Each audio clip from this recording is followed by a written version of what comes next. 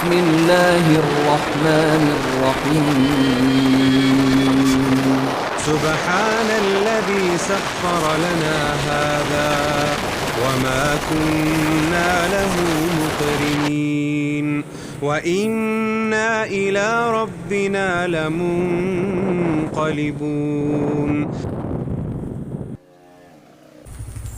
Assalamualaikum, welcome back to my channel. Hari ini kita berada di Taman Bersatu Jalan 7. Lokasi yang berada di lorong tengah, yang mana kita selalu buat sebelum-sebelum ni kan. Seperti episod-episod yang lepas, di musim kedua ni kita akan lepaskan red koi Guppy ke dalam longkang untuk menambahkan dia punya kolam genetik dekat sini. Tanpa melengahkan masa lagi, jom kita mulakan. Mula-mula sekali, kita akan buat proses acclimation untuk sesuaikan suhu dan perimeter air supaya sama dengan longkang. Jadi apabila kita lepaskan ikan-ikan tu nanti, ikan-ikan tu tak berapa terkejut lah. Proses acclimation ni adalah satu proses di mana kita masukkan air longkang ni sedikit demi sedikit, setitik demi setitik ke dalam bekas yang kita ada tu, ke dalam bekas ikan tu, supaya perimeter air dia tu sama dengan air di longkang.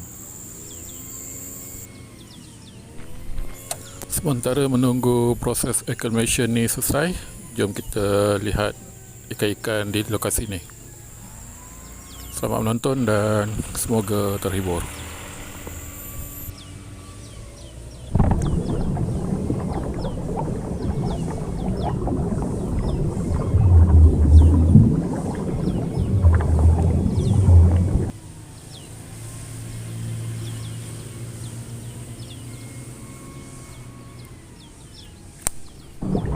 الرحمن الرحيم الحمد لله وكفى وصلى الله وسلم وبارك على عباده الذين اصطفى. All praise is due to Allah subhanahu wa ta'ala. Complete blessings and salutations upon Muhammad sallallahu alayhi wa sallam and all his companions. May Allah subhanahu wa ta'ala bless us all.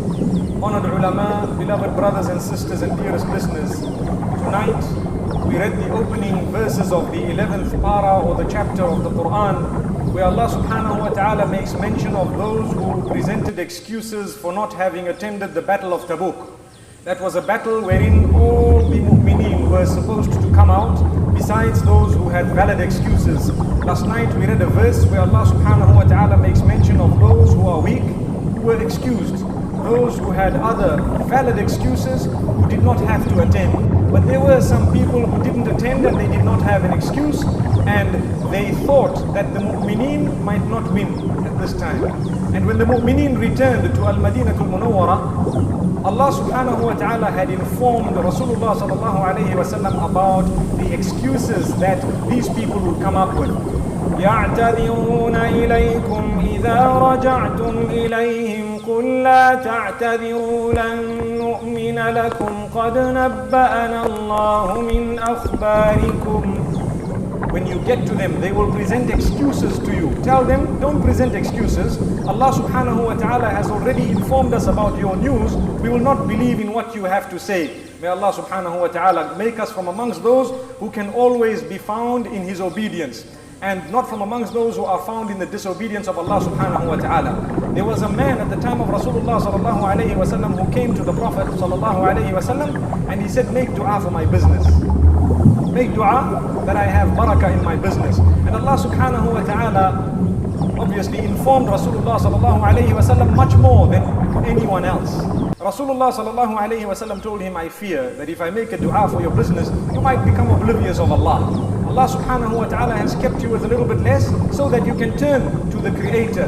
So he said, no, I promise and I guarantee if Allah gives me wealth, I'm going to spend it in His path. Let's listen very carefully. So Rasulullah sallallahu alayhi wa sallam made a dua for him. That, oh Allah, grant this man. He was granted the same day. It is reported like worms, like all worms happen to multiply. That is how his business began to grow the same day. And it was so big that he had to shift out of Al-Madinatul Munawwara with all his livestock and so on. And he was a man who used to read 5 salah a day. After some time, he began to read 3. After some time, he left those three. He used to come only for Jumu'ah. After some time, even that he stopped. Rasulullah sallallahu alayhi wasallam asked the companions, where is this man? And he was told that, this man, ever since he's become rich, he's forgotten Allah subhanahu wa ta'ala. And at that time, zakat was not compulsory. It was only voluntary. But one day, the verses of zakat were revealed. Allah subhanahu wa ta'ala revealed verses which made zakat compulsory. So Rasulullah sallallahu alayhi wasallam sent some people, some of his companions, go to this man and tell him that Allah subhanahu wa ta'ala has now made it compulsory for you to give some wealth in his cause. So they went. They left Al-Madinah al-Munawwara, and on the outskirts they found him and they said, Rasulullah sallallahu alayhi wasallam has sent us to you and he has told us that we should come and get wealth from you because zakat is compulsory and this is the verse. They read the verse of the Quran. He scratched his head and he said, no, it can't be. Who else are you going to go to? Is there anyone else you were sent to? They said, yes, we were sent to two people, yourself and another man. So he said, go to that man and then on your way back, let's see what I can do for you.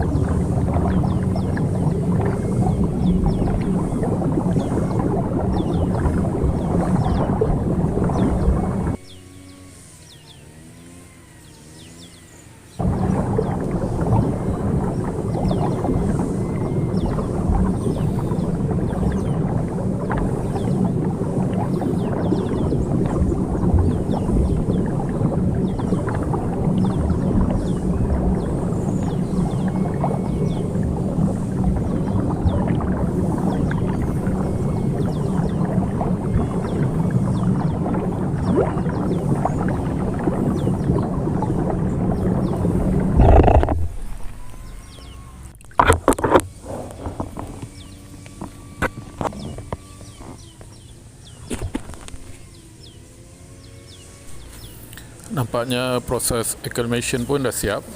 Jom kita lepaskan mereka sekarang.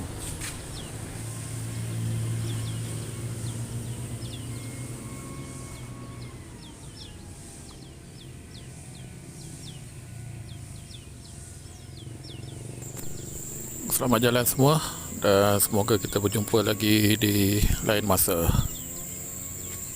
Dengan itu, Assalamualaikum dan kita jumpa lagi.